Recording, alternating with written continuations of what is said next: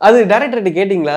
Like I மீன் கமல் சாருடைய references நம்ம நெறைய வைக்கிறோமே, இது கதைக்கான இது எப்படி இருக்கும் அப்படின்ற இல்ல. மாரி. இது நம்மளுக்கு வந்து ஆன் ஸ்பாட்ல வச்சதோ, அந்த ம். மாரிலாம் எதுவுமே இல்ல. ம். இது நீங்க இப்பயும் பார்த்தீங்கன்னா, ஸ்கிரிப்ட் புக்ல ஆ. புலியான் அது வந்து பார்த்தீங்கன்னா, உங்களுக்கு ஆ. ஸ்டார்ட்ல இருந்து எண்ட் வரைக்கும் இது எல்லாமே ஸ்கிரிப்ட்ல இருந்தது தான். ம். ம். ம். ஸ்கிரிப்ட்ல இது எல்லாமே நம்ம ம். பண்ண போறோம். இது எல்லாமே இருந்தது தான். ஸோ அந்த கேரக்டர் இப்படி தான் டிசைன் பண்ணப்பட்டது. ஓகே. ஸோ டைரக்டர் ஒரு பேசிக்கா ரொம்ப விருத்தமான கமல்ஹாசன் சார் ஃபேனா? கண்டிப்பா.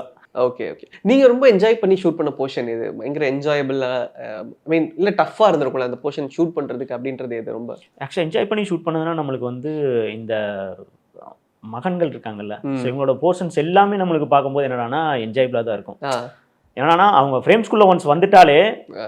அவங்கலாம் ஒரு மாரி ஜெல் ஆயிப்பாங்க. எக்ஸாக்ட்டா சொல்லணும்னா, அந்த வெசக்குட்ட சீன்லாம் எங்களுக்கு வந்து ஷூட்டிங் ஸ்பாட்லயே எங்களுக்கு வந்து என்னன்னா, ஆ. அந்த கருப்பு கிட்ட பேசிட்டு சபதம் இருப்பாங்க. எடுக்கிற. அதெல்லாம் வந்து எங்களுக்கு அங்கேயே வந்து ரொம்ப அ. ஒரு மாரி சிரிச்சிட்டே தான் எடுத்துட்டு இருந்தோம்.